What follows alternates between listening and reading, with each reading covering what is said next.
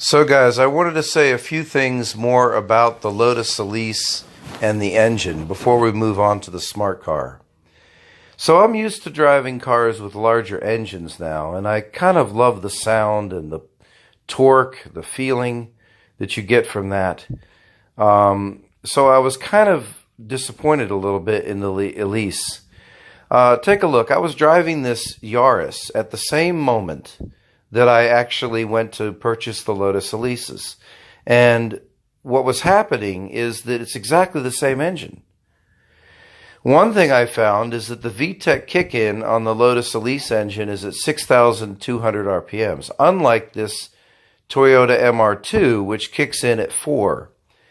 And it was noticeable. The MR2 had more torque in the beginning, and when it kicked into VTEC at 4, you actually really felt it. It threw you back in the seat. The Lotus Elise, the engines seemed to be underpowered in the beginning, and then as you got in up to around 4,000, it started to really move. And then, of course, it screamed up to 7, you know. But if you're used to driving cars that have a larger displacement, and you're used to that engine and the feeling of it in the body, the Lotus Elise was a little bit shortcoming in this aspect. But I do love the body style of that Elise. It's just unbelievable, very beautiful. Just think it needs more engine.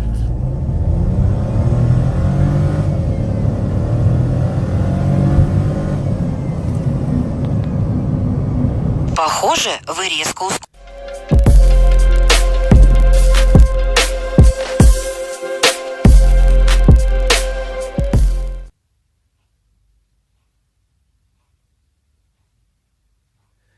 So here we are with the smart car.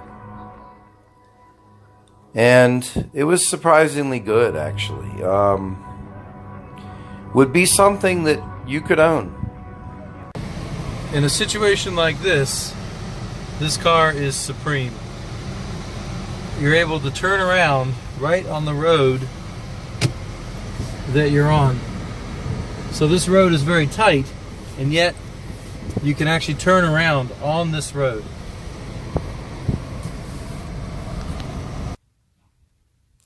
Here's the engine of the smart car. It's actually right below the rear area, rear hatch area.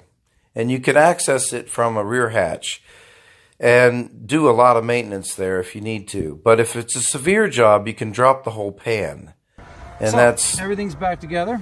I wanted to tell you that I was thinking about maybe buying one of these.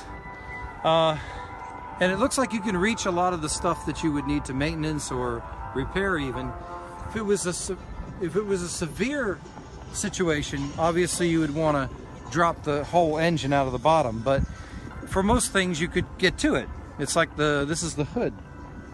On the Lotus Elise, no. You can barely get to any pieces.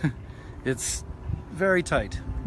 So that's one point to the my overall impressions. You got 2 cup holders here, which seem to be useful. Of the car but is right that it's here, pretty good. You have this. You know, there's a lot of room inside. What's that for? You can even forget that you're driving something so small. It's kind of nice. It's kind of zippy and fun. The turbo version, if you get a good example, is really kind of nice. And take a look right above me here. There is a very large glass panel. Actually, it's not glass, it's plastic. But it is removable if you use tools. And you could, if you were in a place like Cyprus or one of the warmer areas, you could take this thing off and leave it home and quite enjoy the car. It would be kind of a fun thing. So the car, it's very useful and kind of interesting. Now, one drawback, I will tell you, is that you're not going to have a beauty.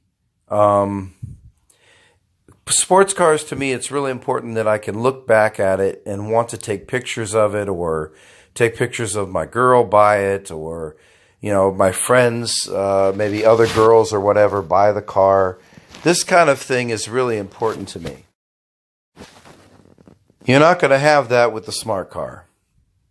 It's kind of cute. but it's not sexy in any way. I don't think you want to include it in shots unless you want it to be a funny photograph.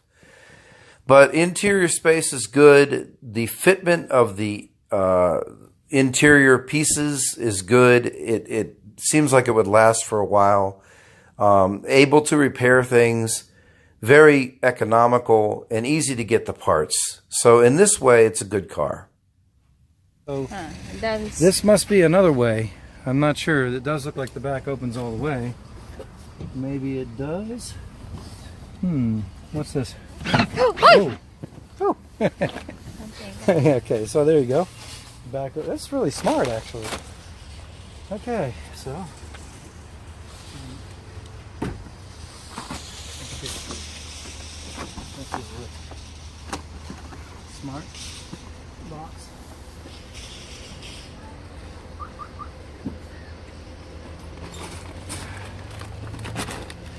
Well, it's got a lot of space, more than we thought. Careful, it's bread. Actually. Don't smash the bread. Yeah. Where's the bread? Here. Don't smash the It's a bread. lot of space. Yeah, I think so. Okay. Best thing I like about it is the performance was more than I thought by far.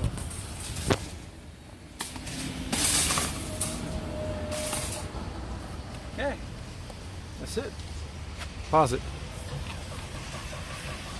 Wait.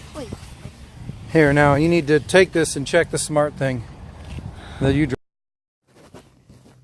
So if you're thrashing the Elise and you're taking it out on the track, obviously this is what it's made for. It will perform for you. It performs very well. I mean, it's going to be wonderful in the corners. It's going to hold the track really well. It's light. But driving it around town, to be honest with you, it feels like a Toyota.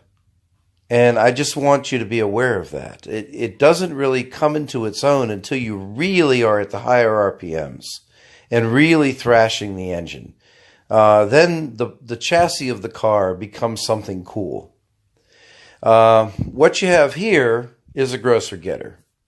A cute grocery getter. Something that will drive you to work.